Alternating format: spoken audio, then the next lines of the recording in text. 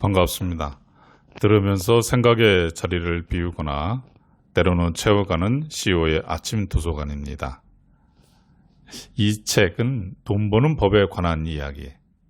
책 제목이 너무나 D급 수준인 것 같아 포스트잇으로 제목을 가리고 읽기 시작했습니다. 그런데 다 읽고 난 이후 주변 지인들한테 추천하게 되는 책입니다. 서점 진열대에서 무심하게 들었던 책인데 읽는 동안 아마 가장 많이 밑줄 그으며 읽게 된 보석 같은 내용이 많은 책이라 말씀드릴 수 있을 것 같습니다. 개그맨이 작가라고 의심으로 읽기 시작하여 고명환님의 본업을 잊게 만들 정도로 한 장 한 장, 한 페이지 한 페이지, 단어와 단어, 문장과 문장이 모여 글이 되고 문장이 될수록 생각과 마음을 움직이게 하는 깊이와 설렘이 모인 책입니다. 그래서 우리 챈서TV CEO의 아침 도서관 첫 번째 책으로 선정했습니다. 반갑습니다. CEO의 아침 도서관 고명환님의 이 책은 돈 버는 법에 관한 이야기 두 번째 승에 대한 차례가 시작되겠습니다. 승, 지속 가능한 흐름을 만드는 장사 내공.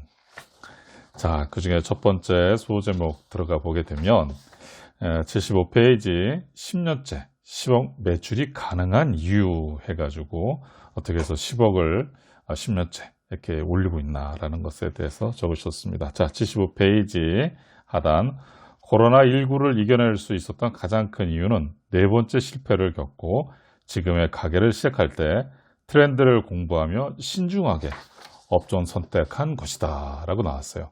그 업종 선택한 것에 대한 기준을 이분은 이렇게 했네요. 첫째, 건강에 대한 사람들의 관심은 계속 높아질 것이다. 무조건 건강에 도움이 되는 업종을 하자. 둘째, 인건비가 점점 오를 것이다. 정상 영업 외의 시간에는 특별한 수당을 줘야 하니 무조건 정상 영업시간에 장사를 하자. 셋째, 1, 2년 반짝하는 게 아니라 유행을 타지 않고 오래도록 사랑받을 수 있는 업종을 하자.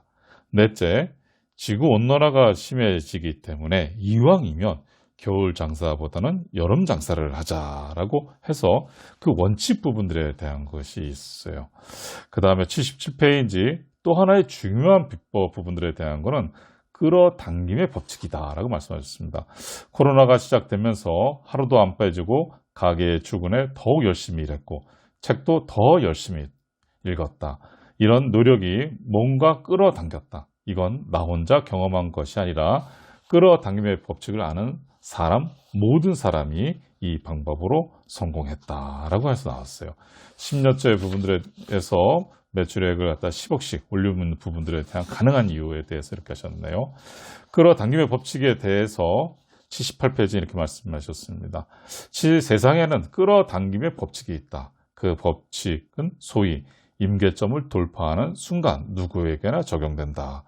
임계점이란 원래 과학용어로서 어떤 물질의 상태가 변하는 순간을 뜻한다. 가령 물이 수증기로 변하는 섭씨 100도가 바로 임계점이다. 섭씨 99도까지는 변화가 없던 물이 단 1도가 올라가는 순간 수증기로 변하는 것이다. 여기서 말씀하셨죠. 이런 부분들에 대한 것은 우리 고명환 작가께서 참 말씀을 잘 하신 것 같습니다. 오케이. 그래서 내 경우에는 책을 50권 정도 읽었을 때 첫 번째 임계점을 돌파하는 느낌을 받았다. 그 후로도 평균 50권 정도의 독서량이 추가될 때마다 임계점이 깨지면서 내공이 한층 더 쌓이는 걸 느꼈다. 매일 외치는 아침 긍정 확언 역시 마찬가지다. 아침 긍정 확언을 50일 정도 외쳤을 때쯤 나는 원하던 일이 이루어지는 경험을 했다라고 했습니다. 이분께서 10년째 10억 매출을 가능한 이유 부분들에 대한 것을 이렇게 기록을 하셨네요. 참 좋은 글입니다. 승 두 번째, 창업 전 점검해야 하는 것 79페이지입니다. 나는 스스로 판단하고 결정할 수 있는가? 창업 전 내게 제일 먼저 던져야 할 질문이다. 스스로 판단하지 못하고 남에게 물어보는 것도 습관이다. 특히 사람들은 돈이나 지위에서 자기보다 우위에 있는 이의 말은 무조건 믿는 경향이 있다. 이런 사람들은 사업을 할 때 다른 이의 말에 휘둘린다. 자기 사업인데도 다른 사람들이 이끄는 방향으로 간다. 실패를 해도 내가 결정하고 내가 책임지면 다시 일어날 수 있다. 가장 안 좋은 게 남의 말을 듣고 사업하다 실패한 후 모든 것을 남들 탓으로 돌리는 자세다. 이런 사람은 또 실패할 확률이 높다. 스스로 결정하지 못한다는 건 자신을 믿지 못하는 말이다. 이건 상태에서 창업하면 절대 안 된다. 그렇죠. 이런 부분으로 아주 공감을 합니다. 자, 계속 이어서 제일 먼저 자신을 믿는 마음을 만들어야 한다. 자신을 믿는 마음은 실력을 쌓아야 생긴다. 독서를 통해 정신적으로 실력을 쌓은 다음 사성것부터 스스로 결정하고 책임지는 훈련을 해야 한다. 정말 맞는 말씀입니다. 자, 결정을 내렸으면 스스로 책임지는 연습을 해라. 짬뽕을 시켰는데 맛이 없다고 옆 사람의 짜장을 뺏어 먹지 마라. 묵묵히 본인이 시킨 짬뽕을 책임지고 먹어라. 훈련이다. 그렇죠. 식당을 하시는 분이라서 비유를 하셔도 이렇게 비유를 아주 좋게 하셨네요. 자, 이어서 81페이지. 이렇게 하나씩 스스로 결정하고 책임지는 훈련을 하라. 사람들과 함께 있을 때 망설이지 말고 스스로 당당하게 선택하는 모습을 보여주라. 이런 모습이 사람에게 신뢰감을 준다. 그럼요. 내 주변에 성공한 사람들을 보면 이기적으로 보일 만큼 자신의 의견을 정확하게 말한다. 나도 트리플 A형이라 그냥 남들 먹는 거 먹을게 라고 말하며 살아왔지만 지금은 안 그런다. 정확하게 먹고 싶은 것을 누구보다 빠르게 얘기한다. 성격이 원래 그래서 말을 못한다 하지 마라. 누구나 연습하면 말할 수 있다. 그리고 창업을 하려면 반드시 이 연습을 해야 한다. 창업을 준비하시는 분들은 반드시 지금 말씀하시는 거를 잘 새겨 들으시는 게 좋을 것 같습니다. 자, 81페이지 하단에도 좋은 글이 있어 계속 이어보겠습니다. 돈을 벌 때도 벌리는 만큼 벌 거야 라고 하지 말고 정확한 목표를 스스로 정하라. 100억이면 100억, 1조면 1조 결정하고 시작하는 사람이 선순환을 일으킨다. 그저 많이 벌리기를 기다리는 사람은 돈에 끌려다니게 된다. 악순환이 시작되는 것이다. 걱정하지 말고 선택하라. 내 인생을 선순환으로 만드는 방법이다. 82페이지 장사의 육화 원칙. 우리가 흔히 알고 있는 육화 원칙의 순서는 이렇다. 누가, 언제, 어디서, 무엇을, 어떻게, 왜. 하지만 장사의 육화 원칙은 순서가 다르다.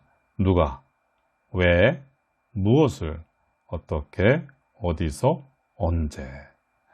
여기서 주목해야 할 것은 언제와 왜의 순서다.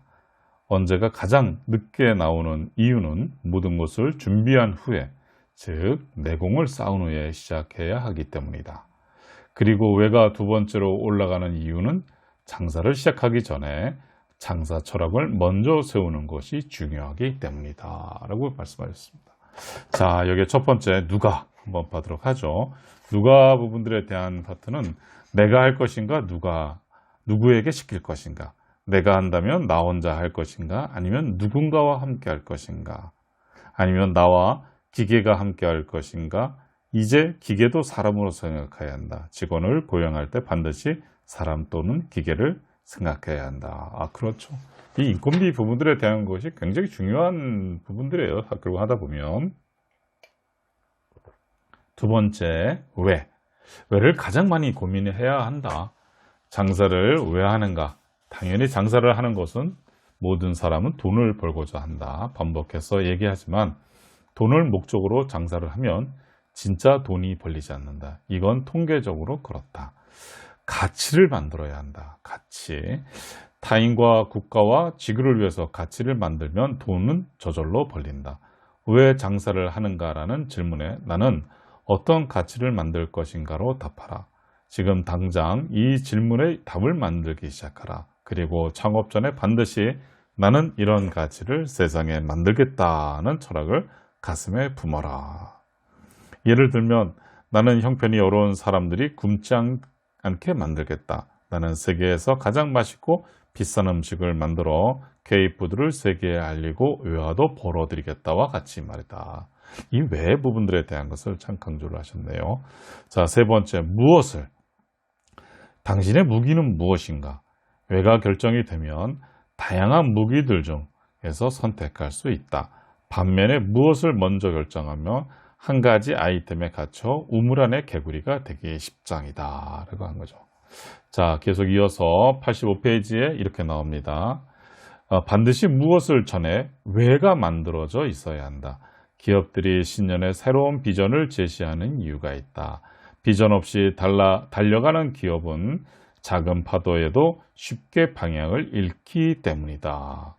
무엇을 결정할 때는 반드시 트렌드를 읽을 줄 알아야 한다. 이런 부분들에 대한 강조하셨네요. 자, 네 번째, 어떻게 팔 것인가? 이 얘기는 결국 시스템이다라고 하는 거죠. 맥도날드 같은 자동화 시스템, 백반집 같은 장인 정신과 수제 제작, 매장 또는 배달 또는 둘 다 밀키트, 무인 시스템, 홈쇼핑 이런 라이브 커머스, 인터넷 쇼핑몰, SNS, 방문 판매 등등 당신이 동원할 수 있는 모든 어떻게를 생각하라. 새로운 어떻게를 만들어낸다면 대박이다 라고 해서 여기서 또 나오는 것이 아주 중요한 얘기가 있길래 한번 계속 읽어보도록 하죠. 미래의 사회를 그려보자. 디지털, 자율주행, 인공지능, 빅데이터, 산물인터넷, 양자 컴퓨터, 비대면, 재택근무, 안전에 대한 갈망 같은 다양한 변화 속에서 나만의 어떻게를 만들어보자. 이것이 시스템이고 플랫폼이다. 우린 모두 하나 이상의 플랫폼을 가져야 한다. 역으로 원시적인 시스템에서 답을 찾을 수도 있다. 농업, 어업 같은 것들 말이다. 맥도날드가 아무리 자동화 시스템을 소리 높여 외쳐도 농업과 어업이 없다면 존재할 수 없다. 스타벅스도 마찬가지다. 요식업으로 가치를 만들려면 농업과 어업에 대해 누구보다 잘 알아야 한다. 그래서 난 수산시장에 자주 간다. 최근 3년 동안 일주일에 2번씩은 노량진 수산시장에 갔다. 그것도 새벽 3시에. 하루 30분만 돌아보면 지금껏 생각지도 못한 무엇을 얻게 된다 라고 하셨네요. 자, 5번째, 어디서? 요즘 또 다른 세상이 하나 더 생겼다. 메타버스로 대표되는 가상 공간이다. 가상의 공간이지만 실제로 돈이 만들어진다. 그러니 반드시 또 다른 세상에 대해서 알아야 한다. 공부해야 한다. 뒤처지면 안 된다. 세상의 변화는 점점 빨라진다. 한 번 놓치면 영원히 뒤처진다. 여기서 뒤처지면 돈에서도 뒤처진다. 하지만 무서워하지 마라. 책을 읽으면 된다. 이해가 안 되면 인터넷 강의를 보고 들어라. 그래도 모르겠으면 학원에 가라. 그렇죠. 자, 6번째, 언제? 언제가 6번째 이유는 답이 하나로 정해져 있기 때문이다. 지금, 당장, 늘이다. 이 모든 걸 지금 당장 시작하고 늘 생각해라. 절대로 미루지 마라. 부탁한다. 미루지만 마라. 그러면 모든 것이 해결된다. 지금 당장 시작하려면 빠르게 판단할 수 있는 내공이 있어야 한다. 당신의 선택에 스스로 믿음이 갈 수 있도록 내공을 쌓자. 아주 참 좋은 얘기들이 여러분들도 들으시면서 참 좋은, 이게 장사의 육화 원칙을 말씀하셨는데 여러분들께서 들으시면서도 맞아 아마 하셨을 거예요. 순서가 좀 바뀌었지만 누가에서 왜와 언제 부분들에 대한 거 여러분들도 생각해 보시게 되게 되면 인생살이에 많은 도움이 되실 거라 생각합니다. 페이지 88페이지, 틀려도 예측은 필요하다. 내가 옥션에 근무하던 시절에 처음으로 프로게이머와 경기를 할 수 있는 권리를 판매한 적이 있다. 그때 신문에 무용의 물건마저 파는 옥션이라는 기사가 났었다. 당시 이금영 회장님이 그 기사가 실린 신문을 듣고 마케팅팀으로 달려와 고대리 어디 있어? 고대리! 하며 나를 찾으셨다. 그리고는 나를 껴안으며 말씀하셨다. 고대리가 예전에는 존재하지 않았던 시장을 새로 하나 만들었어. 이건 정말 대단한 일이야. 그때 만들어진 시장은 그야말로 구멍가게 수준이었지만 지금은 본격화되어 실제 세상보다 가상의 세상에서 돈이 더 많이 벌게 될 것이다. 메타버스, NFT, 이게 뭔지 정확하게 설명할 수 있는가? 현실에서 체험해 본 적은, 난 메타버스와 NFT를 책으로 배웠다. 독서를 하지 않았다면 절대 몰랐을 것이다. 또 하나의 시장이 열렸다. 아니, 또 하나의 세계가 열렸다. 당장 준비해야 한다. 난 처음 들어봤는데 하는 사람도 괜찮다. 아직 들어보지 못한 사람보단 당신이 빠르지 않은가. 지금부터 준비하면 된다. 트위터, 인스타그램 등을 안 하는 사람도 지금까지는 사는데 큰 문제가 없었다. 하지만 이제는 메타버스와 NFT를 모르면 또 하나의 세상으로 입장할 수조차 없다. 현실 세계보다 더 많은 돈이 오가는 그 세상에서 단 1원도 내 통장으로 가져올 수 없다. 먼저 자리 잡는 사람만이 어마어마한 부를 선점하게 된다. 자, 페이지에 이어서 90페이지, 물론 90페이지 하단, 물론 이런 예측이 틀릴 수도 있다. 하지만 미래를 예측할 수 있는 사람과 틀린 미래조차 볼 수 없는 사람은 삶의 질이 다르다. 독서와 사색을 통해 사유의 시선이 높아지면 남들보다 좀 더 먼 미래를 내다볼 수 있다. 이 역시 책의 힘이다. 91페이지, 인간이 그려나갈 무늬를 예측해보라. 틀릴 때도 있고 맞을 때도 있다. 그런데 계속 예측하다 보면 맞아떨어지는 횟수가 점점 늘어나고 어느 순간 본인이 좋아하고 관심 있는 분야는 정확하게 예측할 수 있게 된다. 이런 내공이 생겼을 때 그 분야에서 사업을 시작하면 된다. 그러면 돈은 저절로 따라온다. 페이지 92페이지, 단순한 것이 강하다. 애플이 세계 최고가 될 수 있었던 이유는 심플함입니다. 언어, 나이대, 경험치가 달라도 누구든 알아볼 수 있는 단순함. 단순하다는 것은 고민할 필요가 없다는 말이다. 복잡하면 고민하게 된다. 살까 말까를 고민하는 것이다. 그래서 복잡함보단 단순함이 좋다. 보통 주 메뉴에 자신 없는 사람들이 자꾸 부 메뉴를 추가한다. 맛이 부족한 주 메뉴를 보충하려고 부 메뉴를 추가하는 것이다. 하지만 장사에 성공하려면 주 메뉴만으로 승부를 내야 한다. 메뉴가 늘어날수록 복잡해진다. 재료도 사람도 일도 복잡해진다. 복잡해진다는 건 경비가 많이 들어간다는 말이다. 10가지 메뉴로 10억 매출을 올리는 것보다 한 가지 메뉴로 5억 매출을 올리는 편이 돈을 더 많이 벌 수 있다. 한 가지 메뉴라면 시스템도 단순해진다. 시스템이 단순해야 확장을 할 수가 있다.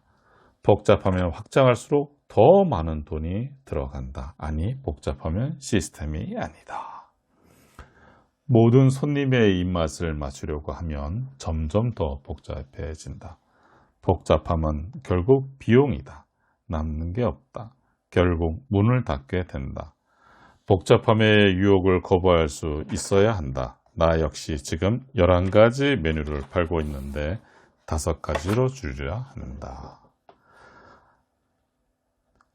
한 가지 메뉴에 정성을 쏟으니 시간이 지나면 손님은 더 늘어날 것이다. 길게 보면 메뉴를 줄이고 집중하는 게 오랫동안 돈을 벌 수 있는 방법이다. 인건비도 중요하다. 이제 인건비 싸움이다. 그러니 혼자 하면 된다. 혼자 할 수 있다. 혼자 할 수 있는 음식을 팔면 된다. 인원을 늘리기는 쉽다. 메뉴를 늘리기도 쉽다. 줄이는 게 어렵다. 늘리는 건 나중에 얼마든지 할 수 있다. 아니, 저절로 늘어난다. 어떻게든 줄이겠다는 목표를 가져라. 많은 인원이 많은 종류의 음식을 파는 것보다 혼자 한 가지 메뉴를 파는 게 훨씬 성공 가능성이 높다. 혼자 할 수 없다면 메뉴를 줄여라. 두려워 마라. 혼자 할 수 있다. 혼자 하기 힘들 정도로 손님이 온다면 즐거워하라. 그리고 파트타임으로 직원을 쓰면 된다. 그래도 힘들 정도로 손님이 많이 오면 더 즐거워라. 그때는 정직원을 한 명 고용하면 된다. 처음엔 무조건 혼자 시작하라. 그래야 모든 것을 배울 수 있다. 배움의 기회를 다른 사람에게 주지 마라. 정말 좋은 말이 여기도 또 나옵니다. 좀 전에 맨 마지막에 읽었던 처음엔 무조건 혼자 해라. 시작해라. 그래야 모든 것을 배울 수 있다. 이 말 굉장히 중요한 말입니다. 예전에 아주 이런 경험을 가진 적이 있었어요. 혼자 하다 보니까 뭐 세금 계산서를 그때 알게 됐던 거죠. 입금표 뭐 이런 것부터 시작하고 물건 거래처 관리 혼자 다 하다 보니까 나쁜 게 아닙니다. 이런 부분들에 대한 것이 우리 경험을 쌓는 많은 분들한테 도움이 되는 거. 그래서 이 책을 강추하는 바입니다. 페이지 96페이지 매력적인 식당을 만드는 4가지 방법이라고 해서 저자가 글을 쓰기 시작합니다. 결론을 먼저 말씀드려 놓고 나서 여러분들과 같이 책을 읽으면 아마 좋은 내용들이 잘 전달될 것 같아 먼저 좀 말씀을 드려보면, 매력적인 식당을 만드는 방법에서 저자는 첫 번째 맛있어야 한다를 강조했고요. 두 번째는 음식 사진은 무조건 맛있게 예쁘게 나와야 한다라고 우선 말씀하셨습니다. 세 번째는 스토리가 있어야 한다. 네 번째는 유일해야 한다라고 얘기를 하네요.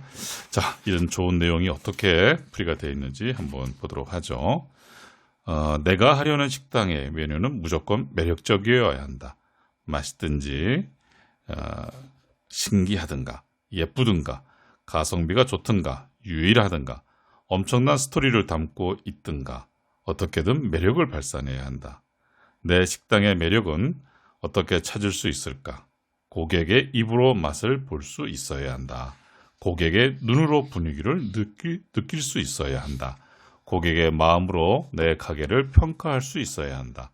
당신의 가게에서 손님과 똑같은 과정을 거쳐 식사를 해본 적이 있는가? 본인의 가게에 손님처럼 입장하고 주문하고 계산하고 먹어보라. 처음엔 웃음이 나오겠지만 어느 순간 진지해진다. 그리고 보인다. 내 가게의 매력이. 매력을 만들려면 첫 번째 맛있어야 한다. 식당은 일단 맛있어야 한다. 내 음식의 점수가 90점 이상이 되지 않으면 절대 창업하지 마라. 지인들에게 테스트하는 것도 좋지만 스스로 점수를 매길 줄 알아야 한다. 라고 해서 첫 번째 매력 부분들에 대한 건 맛으로다가 말하셨네요. 자, 두 번째, 음식 사진은 무조건 맛있게 예쁘게 나와야 한다. 항상 인스타그램의 음식 사진들을 봐야 한다. 자주 봐야 한다. 감각이 살아난다. 요즘 고객들이 어떤 음식 사진을 찍고 좋아하는지 보라. 맛과 상관없이 사진 때문에 꼭 가봐야 할 가게로 꼽히는 식당들이 있다. 그렇죠. 요즘 정말 많은 것 같습니다. 정말 많은 것 같아요. 음식을 만들어 사진을 찍어보라. 최소한 본인이 보기에 매력적이어야 한다라고 해서 두 번째, 음식 사진은 무조건 맛있게 예쁘게 잘 나와야 된다를 말씀하셨습니다. 세 번째, 스토리가 있어야 한다. 똑같은 점수의 동일 메뉴라면 스토리가 있는 집이 이긴다. 오래 간다. 식당 간판에 할매를 그렇게 많이 갖다 쓰는 이유가 바로 스토리 때문이다. 손님들의 얘기에 귀를 기울여라. 그 속에 스토리가 있다. 그렇죠. 아주 좋은 말씀이세요. 자, 페이지 99페이지 네 번째, 유일해야 한다. only죠, only. 유일해야 한다. 이 음식은 이 집에서만 먹을 수 있는 거야. 이거 하나면 스토리도 된다. 사람들이 사진도 마구 찍을 것이다. 유일하니까. 어려운 길이다. 하지만 불가능하지는 않는다. 한번 생각해보자. 내가 만들 수 있는 세상에서 유일한 음식이 뭐가 있을까? 가장 쉬운 길은 정성이다.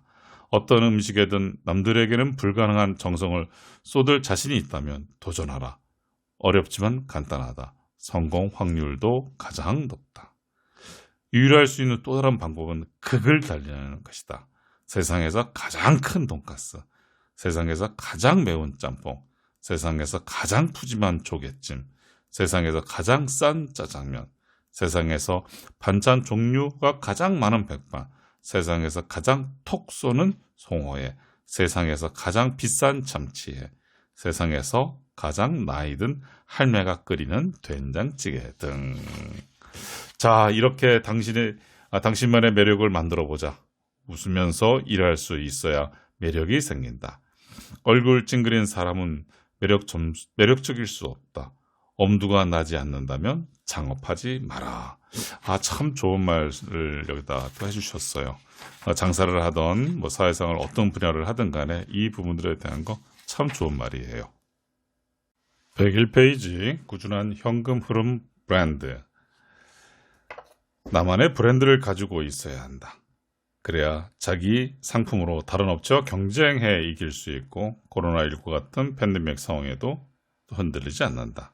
처음부터 브랜드를 만들 각오로 시작해라. 그리고 남 밑에서가 아닌 혼자 시작해라. 시작이 중요하다. 어디서 시작하느냐에 따라 브랜드를 만드는 시간도 차이가 난다. 피라미드의 맨 밑에서 시작하지 마라. 피라미드의 맨 밑은 프랜차이즈 같은 걸 말한다.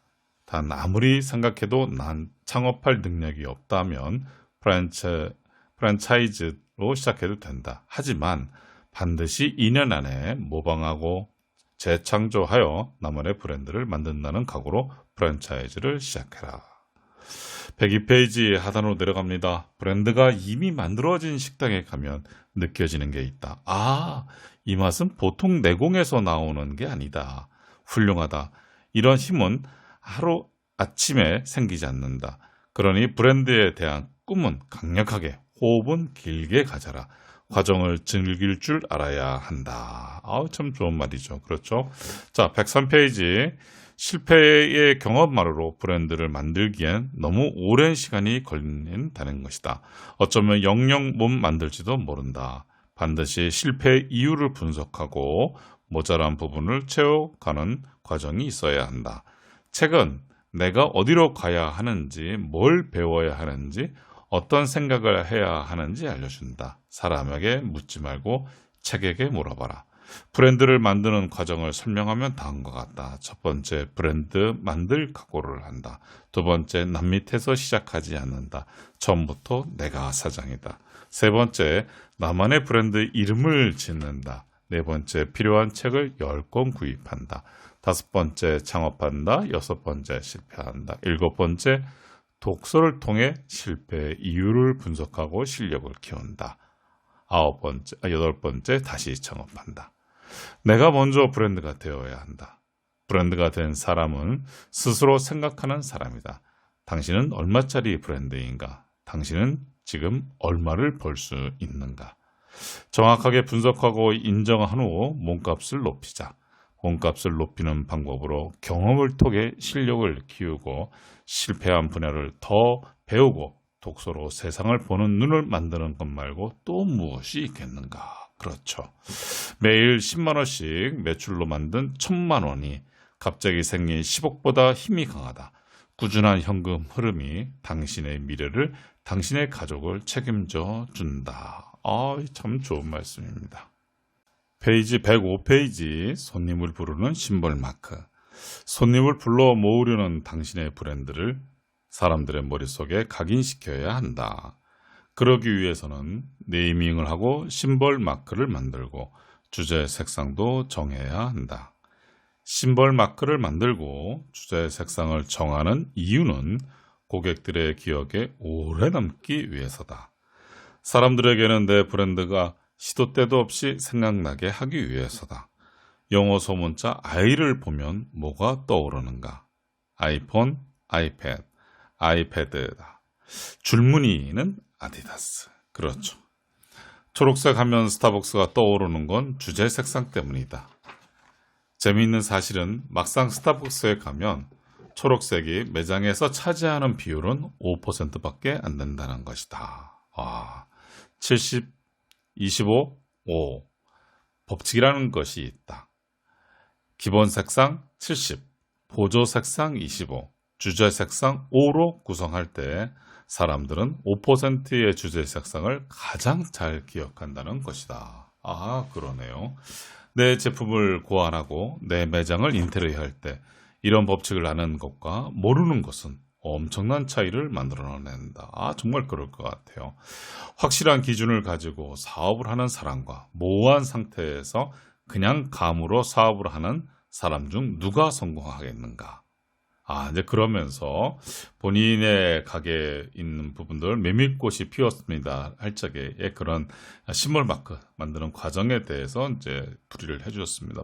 첫 번째, 메밀꽃이 떠오르게 하려면 뭐가 있을까?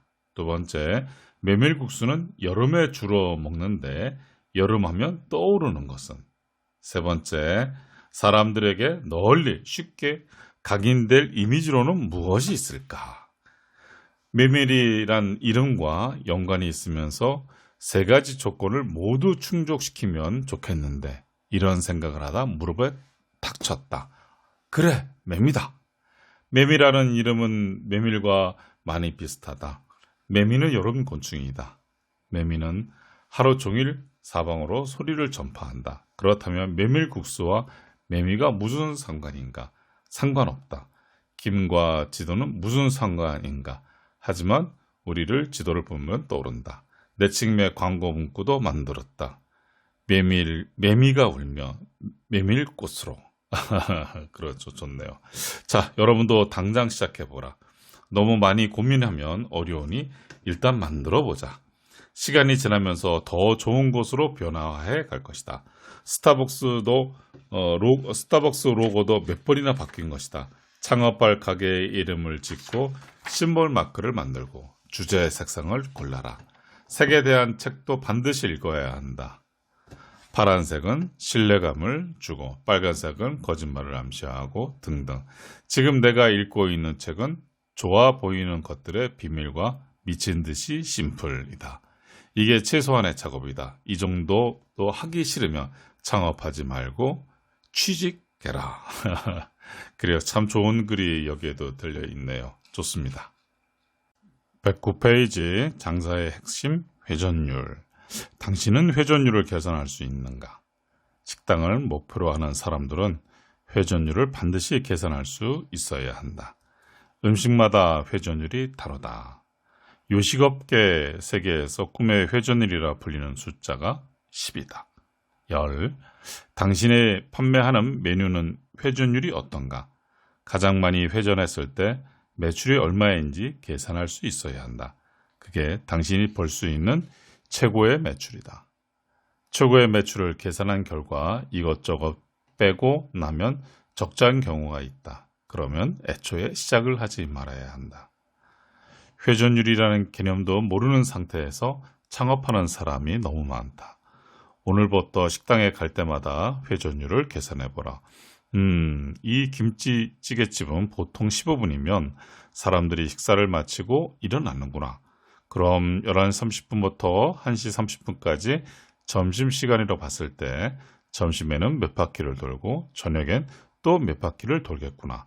그럼 하루에 이 정도는 회전을 하겠구나. 여기 월세가 대충 300만 원이고 직원 2명이니까 한 달 수익은 어느 정도 되겠다. 이런 계산을 할 수 있어야 한다.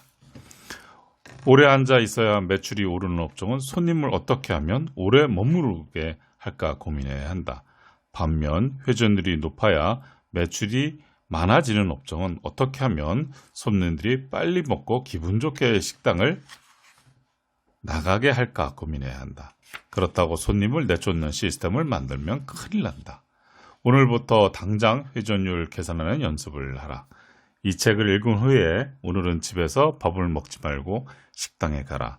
식사하면서 그 식당의 회전율을 정확하게 계산해보고 매출과 수익률도 계산해보라.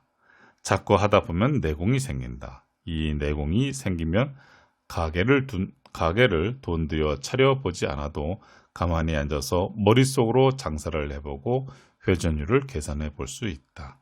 그러면 답이 나온다. 그 답에 따라 창업하면 된다. 신나지 않은가? 이런 능력을 갖는다는 게 맞습니다. 이런 부분들에 대한 계산 잘 하셔서 하시고요.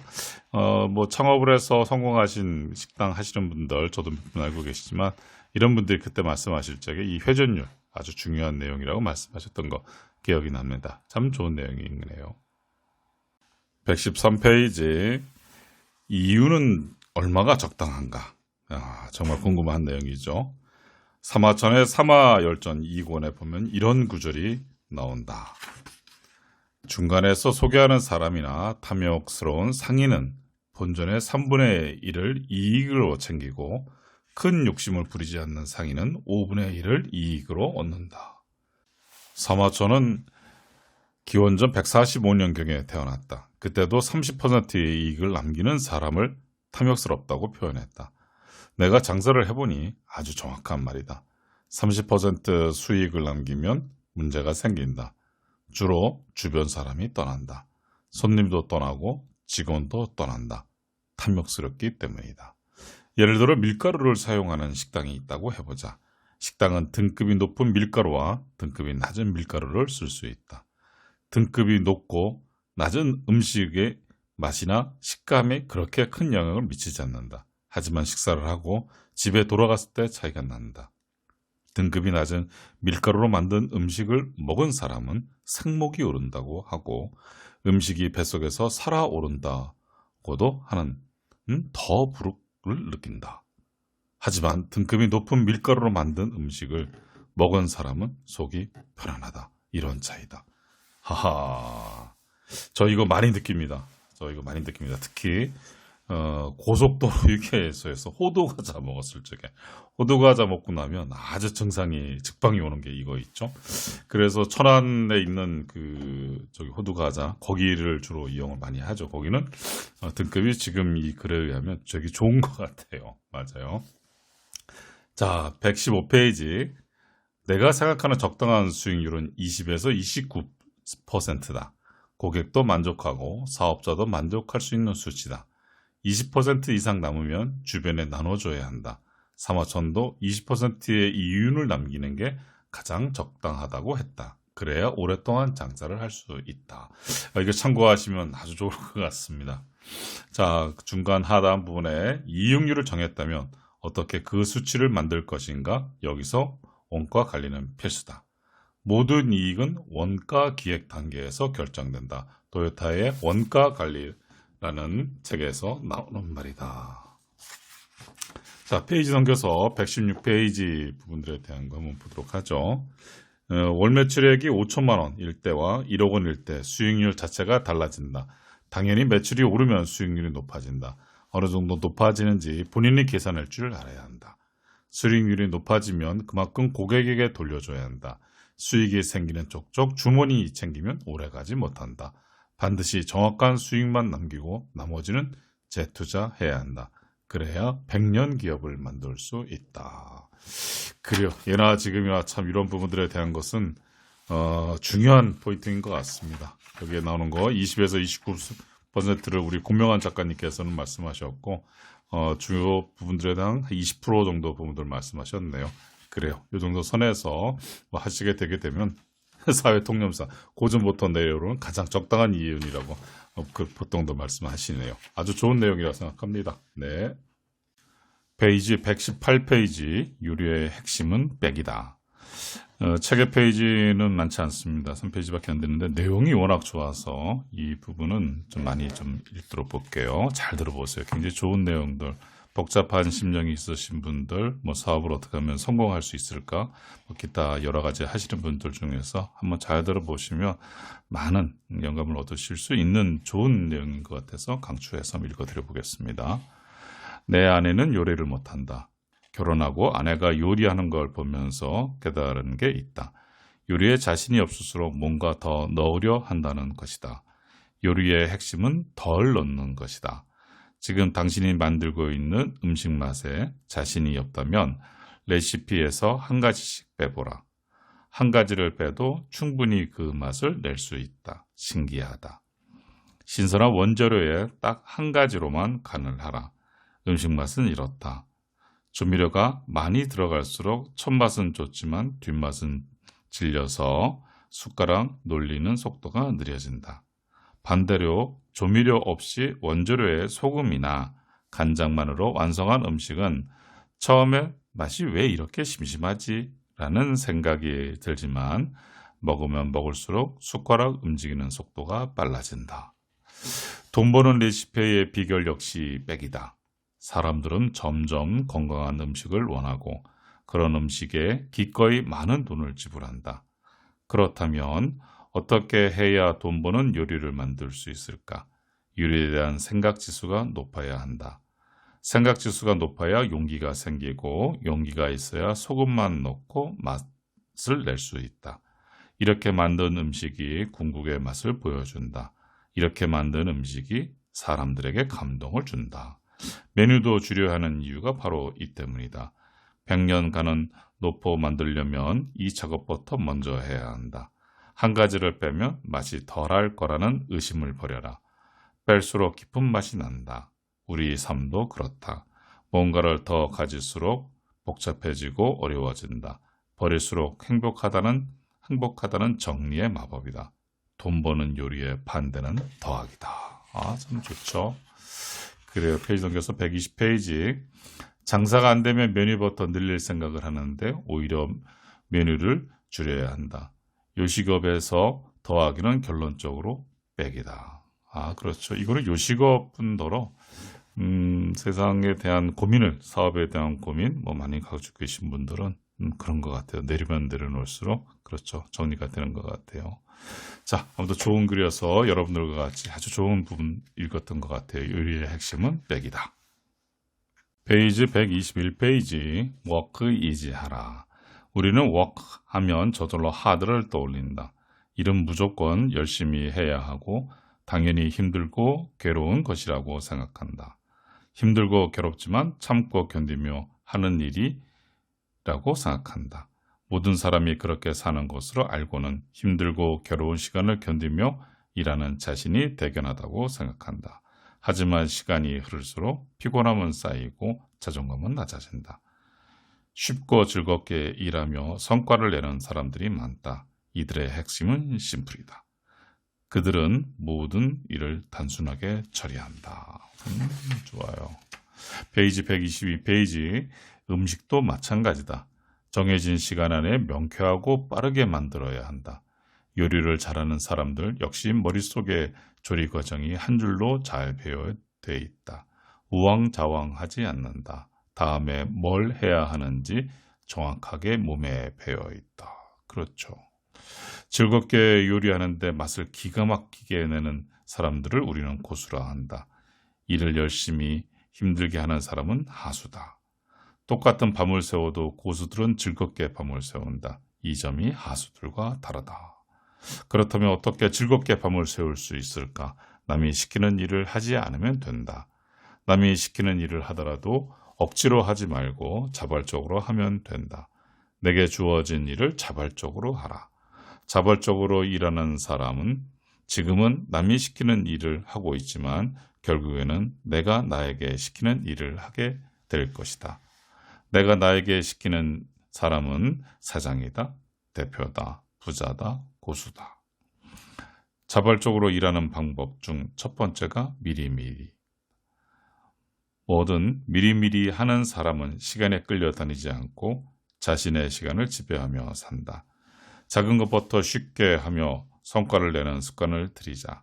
회의도 짧게 하라. 길게 한다고 좋은 아이디어가 나오는 게 아니다. 회의가 짧으려면 미리미리 준비해야 한다. 두 번째는 성과를 내는 것이다. 12시간 회의하고 아무런 결론이 없다면 회의를 한 게 아니라 잡담을 한 것이다. 페이지 124페이지. 직업의 세계는 프로의 세계다. 아마추어는 학교 시절에 끝난다. 프로는 컨셉트만 얘기하면 안다.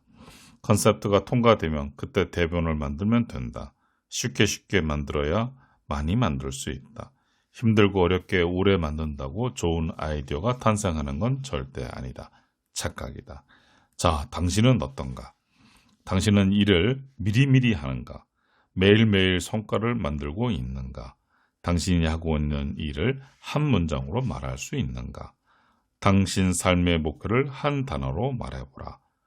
할 수 없다면 지금 만들라.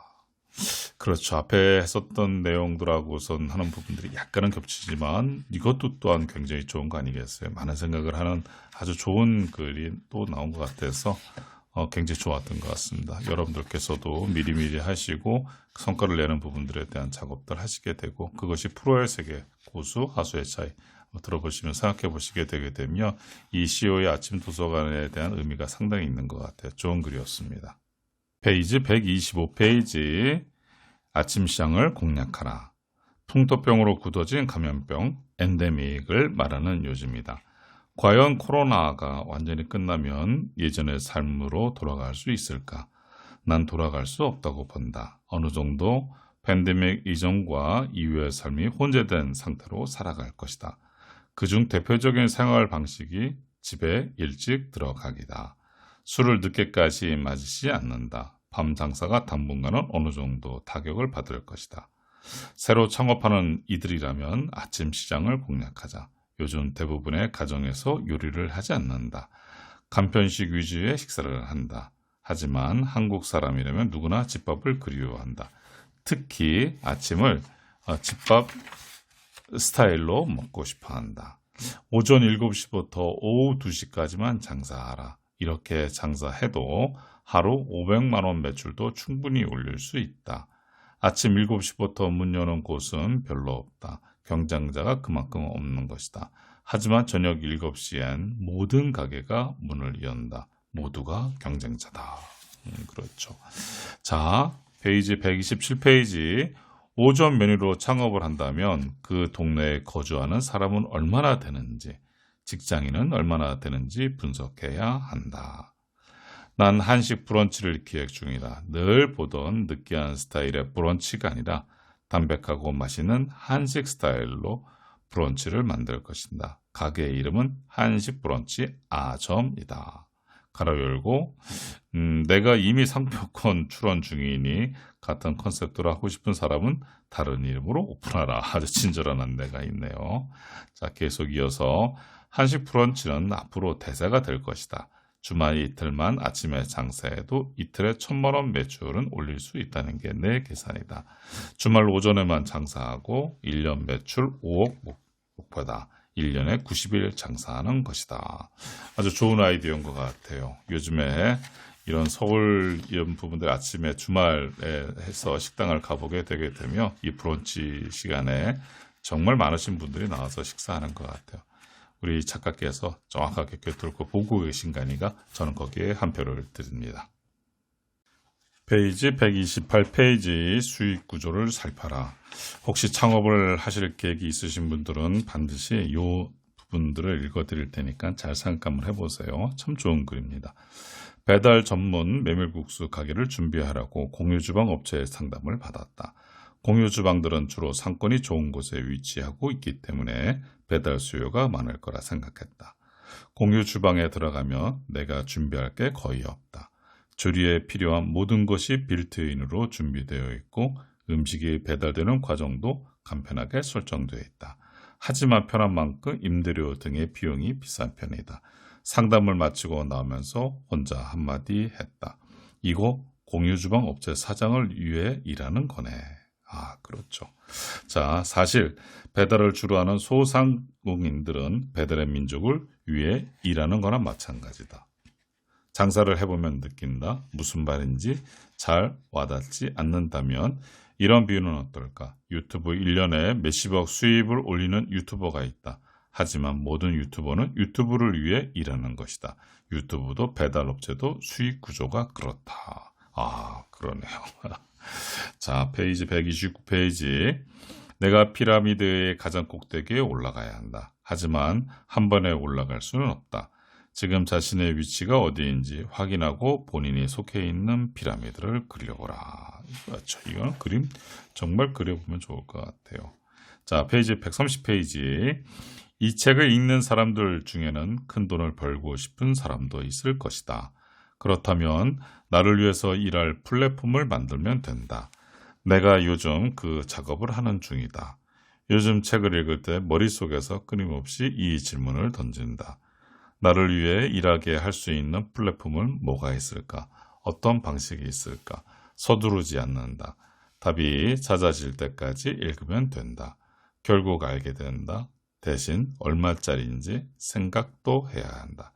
얼마 전에 배달의 민족이 4조 원에 팔렸다는 기사가 났다.